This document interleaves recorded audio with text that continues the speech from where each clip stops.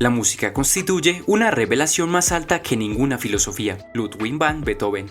Hola a todos y bienvenidos. Como me estoy tomando el tiempo de ponerle más seriedad a este proyecto, tengo el placer de anunciarles que en este mismo instante iniciaremos una nueva serie, hablando en profundidad sobre toda la historia de la música, tanto occidental como oriental, y en otras culturas también. Veremos los orígenes del sistema musical occidental, de la música china e india, la música de las culturas indígenas de todo el mundo, sus mezclas culturales y su historia en general. Pero antes de comenzar no olvides dejar tu like, suscríbete para que este proyecto llegue a más personas. La música es una expresión única que nos permite comunicar emociones, contar historias y conectar con otros de una manera que va más allá de las palabras. Crear música es una forma de darle forma a nuestras experiencias y sentimientos. Y también puede ser una manera de compartir estas experiencias con los demás. Este es el sentido más universal de la música. A través de la arqueología y la antropología podemos conocer bastante sobre la música que hacían los primeros homínidos. Para los humanos primitivos, el movimiento y el sonido eran un símbolo de vitalidad y alegría, mientras que la quietud y el silencio eran manifestaciones de la muerte. En este sentido, naturalmente, los primeros instrumentos musicales eran probablemente objetos de uso diario que se utilizaban de manera dual como herramientas y como medios para producir sonidos. Huesos, piedras, conchas y madera fueron algunos de los materiales utilizados. Se han encontrado flautas de hueso en yacimientos arqueológicos que datan de la Edad de Piedra. La percusión corporal fue una forma natural de hacer música en la prehistoria.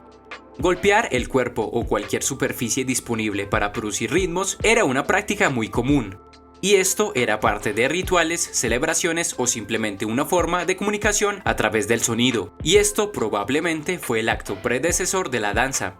Se cree que los primeros homínidos, como el Homo habilis, ya tenían algunas formas primitivas de comunicación gestual y vocalización.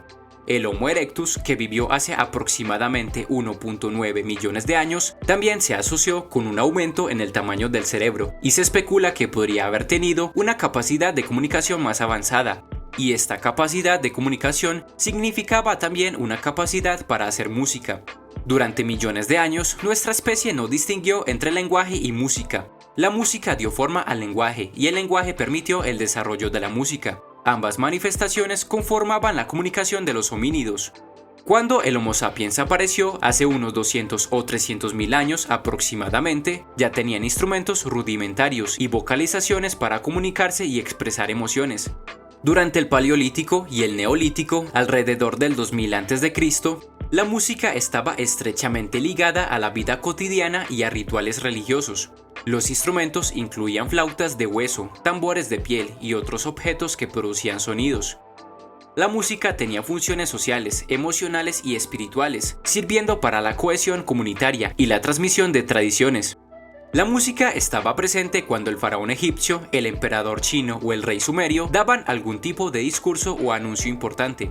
Los músicos estaban presentes en las guerras y en los funerales según la cultura y el momento, y las primeras civilizaciones crearon los primeros sistemas musicales. En la antigua Mesopotamia, especialmente en Sumeria, desde hace ya unos aproximadamente 6.000 años, se utilizaba un sistema musical basado en una escala diatónica de 7 tonos. Se han encontrado textos cuneiformes que contienen información sobre la teoría musical y la notación. La música egipcia se basaba en escalas pentatónicas y hexatónicas, y se han encontrado representaciones gráficas de partituras musicales en tumbas y templos. Los sistemas musicales de Sumeria y Egipto fueron el germen de la música griega y posteriormente de la música occidental. La música en la antigua China se desarrolló mediante un sistema musical basado en las llamadas 12 tuberías. La teoría musical china también incluía la asociación de diferentes escalas con las estaciones y elementos de la naturaleza. En la antigua India se desarrolló un sistema musical sofisticado conocido como el sistema raga. Este sistema se basaba en la clasificación de escalas melódicas y modos, y se utilizaba para expresar emociones específicas. La música estaba profundamente integrada en la tradición religiosa y la filosofía de la India. Recordemos que muchas de estas civilizaciones, cuando surgieron, aún se encontraban en la Edad del Cobre. A medida que avanzamos hacia la Edad del Bronce, aproximadamente hace unos 5300 años, se encontraron evidencias de instrumentos más avanzados, como liras y arpas, en diferentes culturas. La metalurgia permitió la creación de instrumentos de bronce, amplificando las posibilidades sonoras. La antigua Grecia, como entidad cultural y política distintiva, se desarrolló durante la transición de la Edad del Bronce a la Edad del Hierro, pero principalmente en la Edad del Hierro. La historia antigua griega se divide en tres periodos principales: el periodo geométrico, aproximadamente del 900 a.C. al 700 a.C., el periodo arcaico, aproximadamente del 700 al 480 a.C. Durante el periodo arcaico se establecieron las polis, ciudades-estado, y se produjo un florecimiento cultural que sentó las bases para la posterior Grecia clásica a partir del 480 a.C. Periodo geométrico.